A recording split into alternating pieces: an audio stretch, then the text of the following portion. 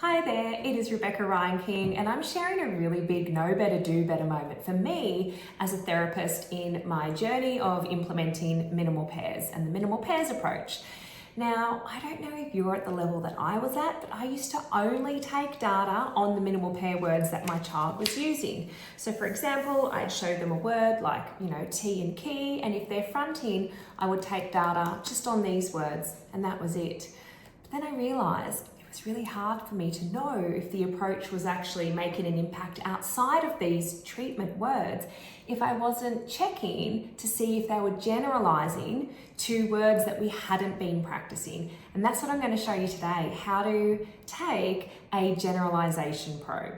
So let's just backtrack. At the start of my minimal pairs sessions, it's really nice just to show the child the words. So let's say that they're fronting, I'll show them this word, I'll show them this, and I'm going to not model it first because I want to know off the bat what the child says. These are the words that we practice every week.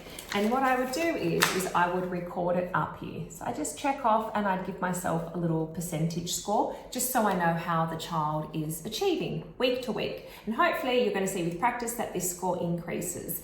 But it leaves us with this question of, is working on those minimal pairs actually impacting, fronting? Like, are we reducing fronting, eliminating that?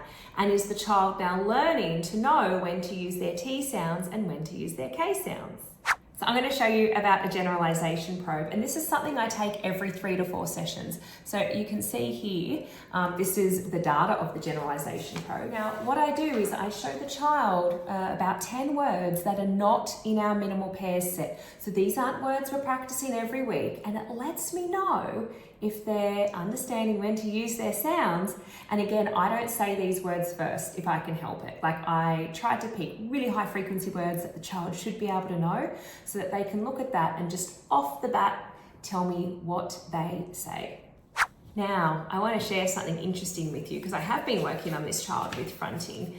I did my generalization probe, and what was amazing was that this child got 100% accuracy in K final words. So this was awesome for me. I was like, yes, it's working. Like, the child hasn't practiced these and they know when to put their K sounds on. But I tried initial position for K and G because our treatment set has a lot of different sounds and different positions, and the child, they got 0% for both of them.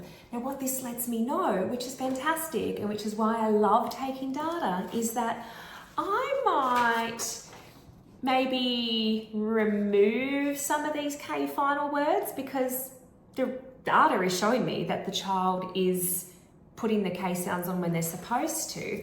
And because my data is showing me that we're not generalizing at all, I might actually increase and add a couple more cards in. So I might add in 2 more pairs for D and G in initial position and 2 more pairs for K and T in initial position, and see if that helps the child begin to show some generalization. So I hope that helps, and I hope that you take this idea of not just taking baseline data, but taking your generalization data every 3-4 weeks to guide you and let you know if you have to make any tweaks or changes to your treatment set, to how frequently you're seeing the child, to how many practice trials you're getting in your session, because our data lets us know that what we are doing is working. Now, if you're interested in these generalization probes and these data sheets, you can find all of them in our minimal pair homework packets. They have a lot of high practice materials for parents, for homework therapists to use in their session. And this just makes it really easy for you to track and make sure that your therapy approach is working. Because as you know, at Adventures in Speech Pathology, we really aim to help speech therapists feel more confident treating speech sound disorders. Give us a thumbs up if you learned something new today.